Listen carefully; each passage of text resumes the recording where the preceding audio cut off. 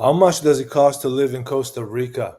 Whether you're going to Costa Rica to live on a part-time basis or a permanent basis, it's good to know what the costs are. So today we're going to make a review of the costs to live in Costa Rica, real estate, housing, food, doctor, medical, dentist, and you have an idea of what it costs to live in Costa Rica.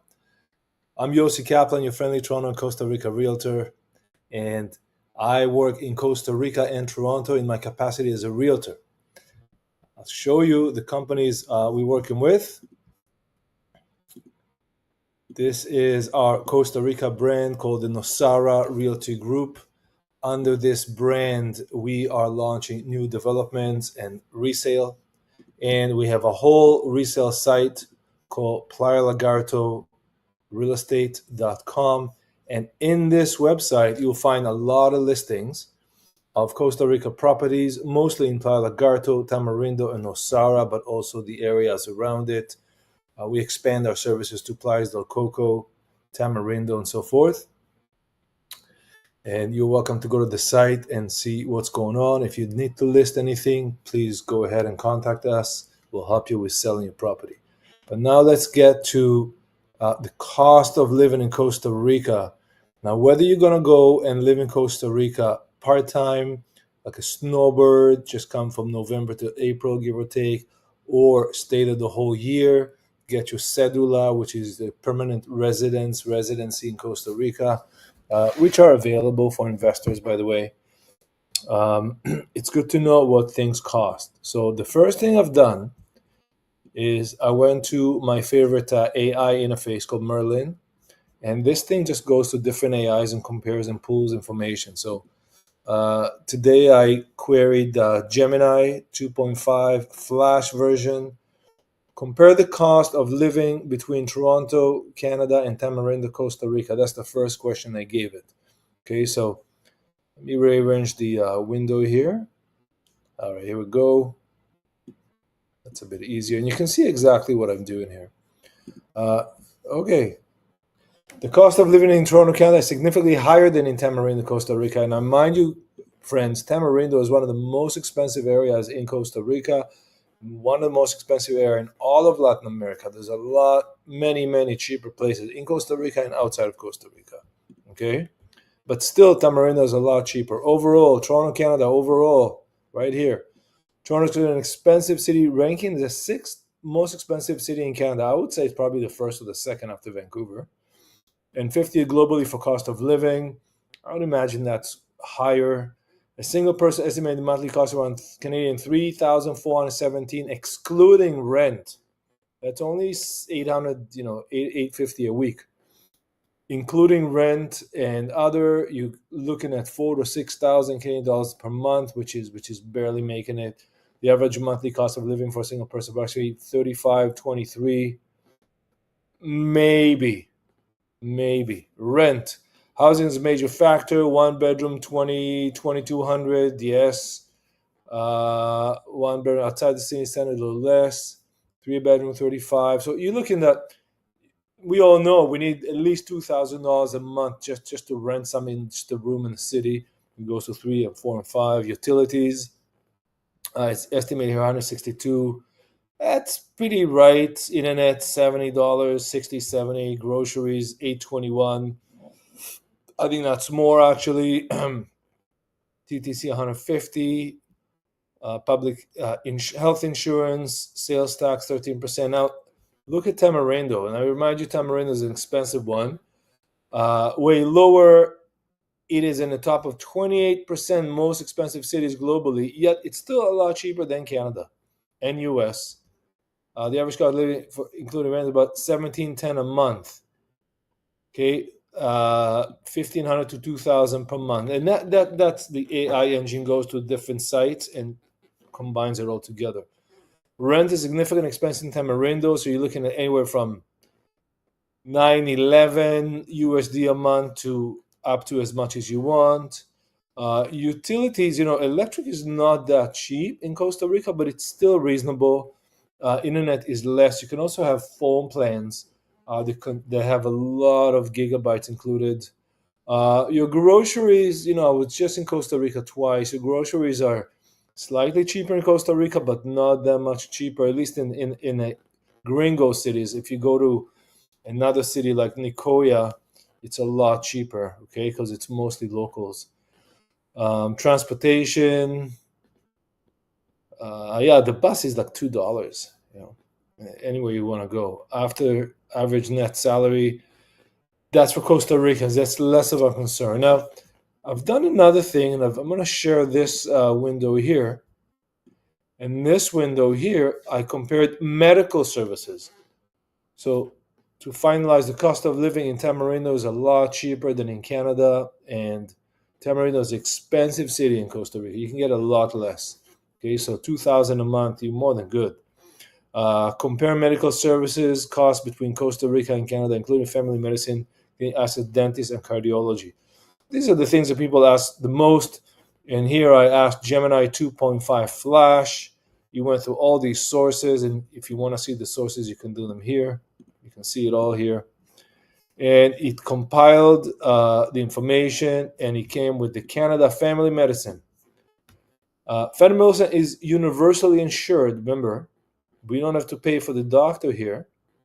However, we have to pay for our own drugs. And the wait lines have become atrocious, very difficult in recent years, especially since COVID. You think that access to medical, doctor, hospital, emergency services, emergency room at the hospital will be faster. No, Canada is actually going down. And dentistry, and this is about right. Checkup, cleaning, 100 to 300, fillings up to 400, crowns 800 plus. It could be thousands. Cardiology again, and this is a lot of people go to live in Costa Rica are older. They want to have a cardiologist around. The cardiology, the wait time in Canada could be much longer, and the private visits, if you can find one, are 300 to 600, could be more. And it tells you that Canada is mostly public. Now, look at the Costa Rica Family Medicine. It also provides low or no cost care for citizens and legal residents. And again, you can become a resident of Costa Rica. It's not that complicated. I have a video about that. You can welcome to ask me, and I'll give you a referral.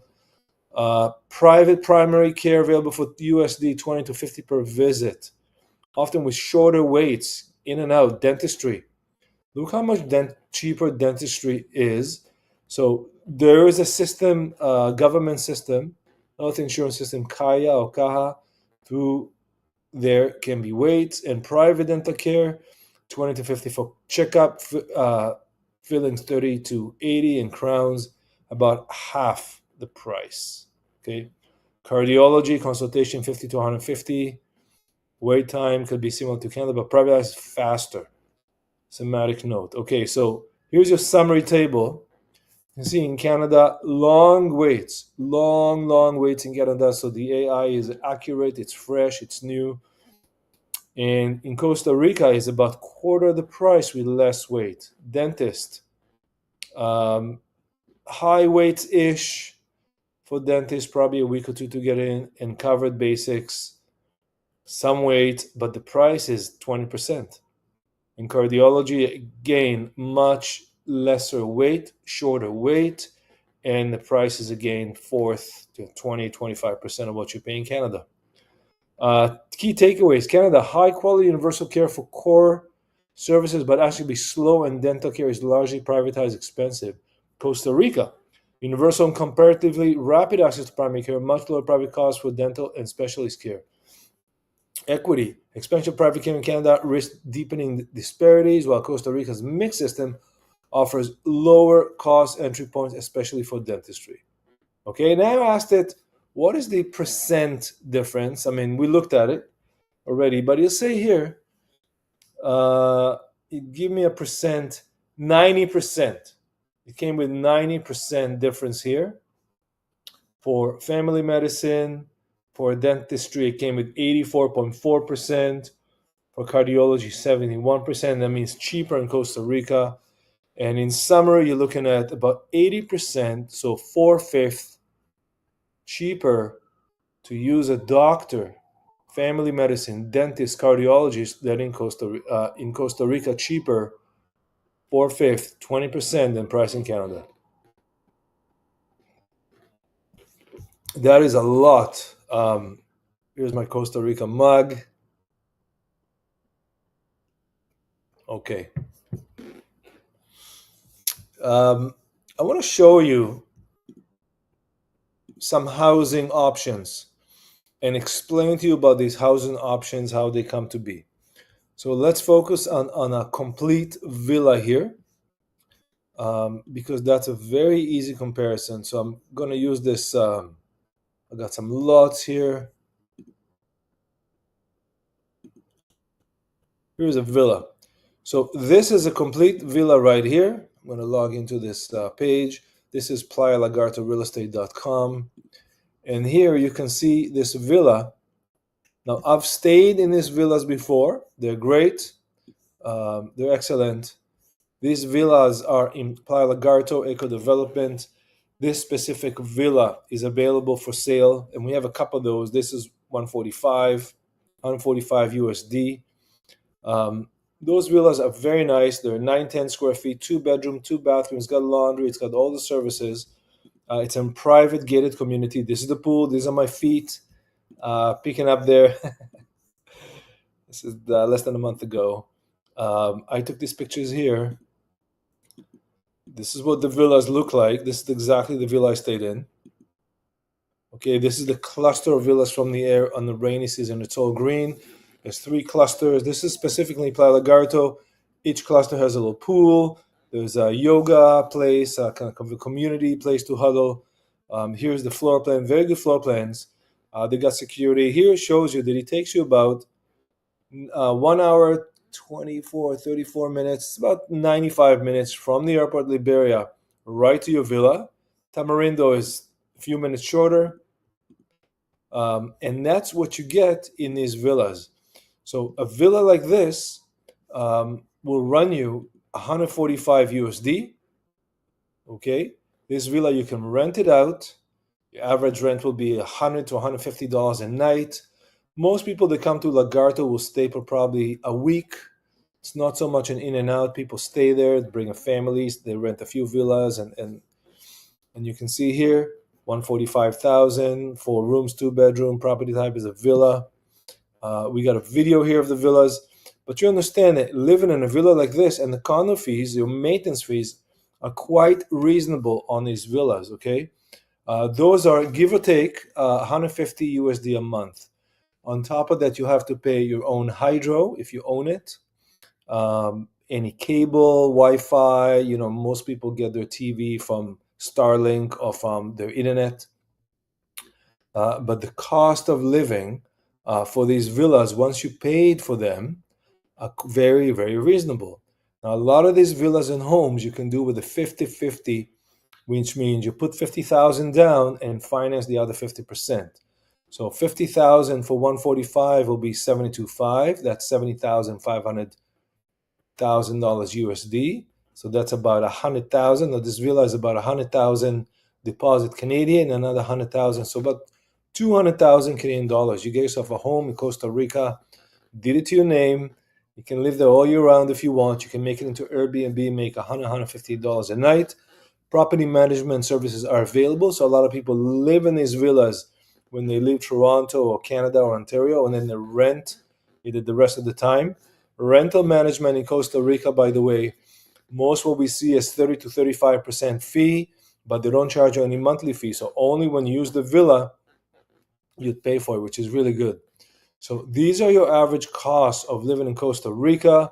You're looking at someone like $2,000. You can live very, very well in Costa Rica, plus your living expenses. If you bought it, you bought it. If you rent it, you're renting. If you bought it, you have the hydro, Wi-Fi, and HOA fees to pay. Taxes are very low in Costa Rica. They're 0.25% per year. So it's almost negligible. And then if you have a car or anything like that and your own lifestyle, but that's about it. Okay, it's a lot cheaper. If you need a doctor, it's available. It's cheaper. If you need a dentist, you need a cardiologist, It's all there for you. Any other questions regarding living in Costa Rica, cost of living in Costa Rica, the best areas to live, the best areas to invest, where should you live full time, where should you live part time, where is a good place to buy an Airbnb, where is a good place to buy a larger unit, smaller unit, let me know, and I'll answer you. Thank you very much. This is it for today. Enjoy.